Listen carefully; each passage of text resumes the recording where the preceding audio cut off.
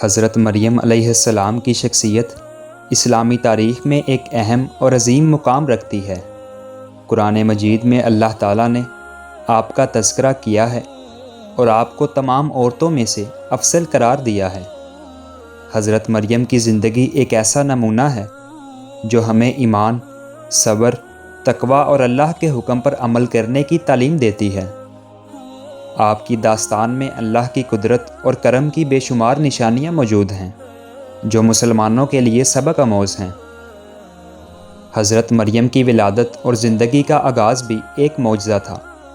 آپ کی والدہ حضرت حنا نے اللہ سے بیٹے کی دعا کی تھی، لیکن جب اللہ تعالیٰ نے انہیں بیٹی دی تو اس کے باوجود انہوں نے اللہ کے فیصلے کو قبول کیا اور اپنی بیٹی حضرت مریم کو اللہ کے لیے وقف کر دیا۔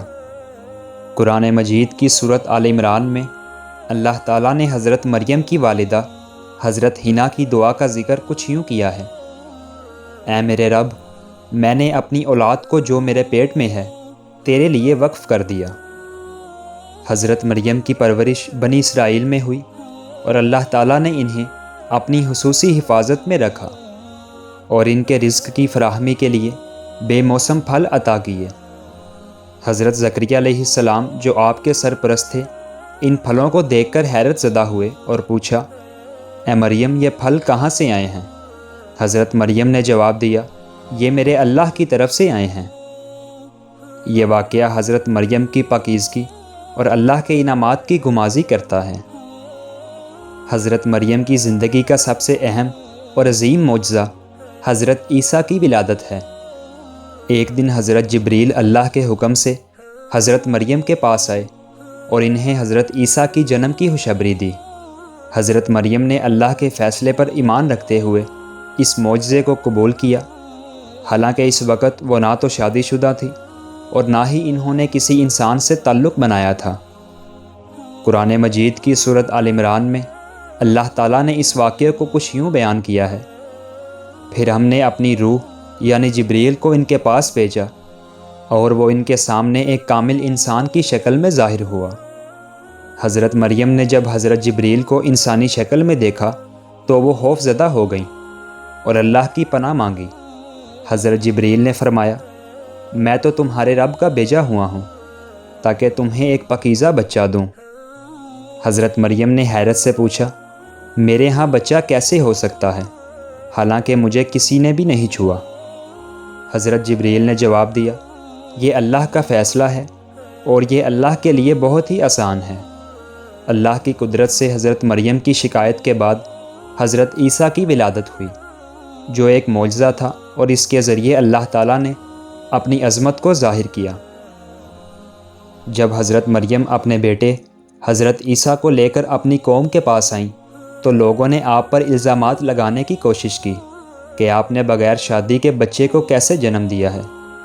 اس وقت اللہ تعالیٰ نے حضرت عیسیٰ کو بچپن میں ہی کلام کرنے کی طاقت دی اور حضرت عیسیٰ نے اپنی ماں کی گود میں ہی کلام کرنا شروع کر دیا، جس کا ذکر اللہ تعالیٰ نے قرآن مجید کی سورۃ مریم میں کچھ یوں کیا ہے کہ میں اللہ کا بندہ ہوں، اس نے مجھے کتاب دی اور نبی بنایا۔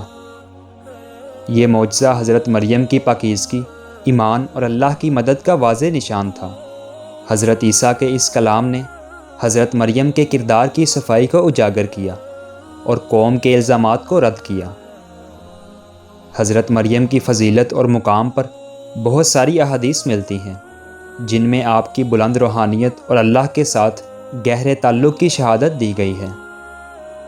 حضور نبی کریم صلی اللہ علیہ وسلم نے فرمایا: عورتوں میں کامل ہونے والی 4 خواتین ہیں: مریم بنت عمران، آسیہ زوجہ فرعون، خدیجہ بنت خویلد اور فاطمہ بنت محمد۔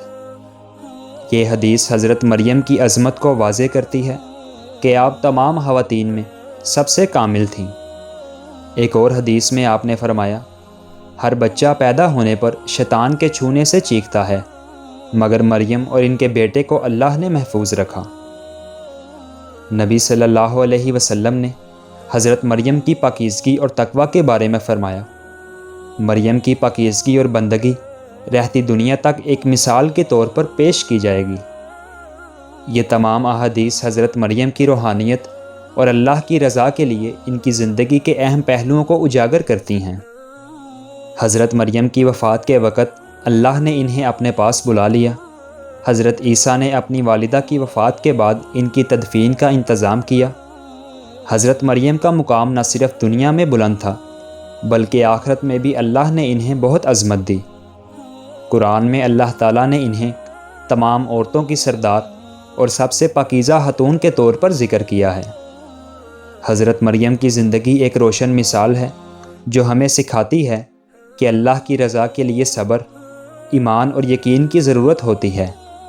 آپ کی زندگی کے واقعات اور آپ کی کردار کی عظمت ہمیں اللہ کی طرف سے دی جانے والی ہر آزمائش کو ایک موقع سمجھ کر اس پر پورا اترنے کی ترغیب دیتی ہے۔ حضرت مریم کا تذکرہ قرآن میں ہمیں یاد دلاتا ہے کہ دنیا کی ہر پریشانی اور آزمائش کے باوجود اللہ کی مدد ہمیشہ قریب ہوتی ہے۔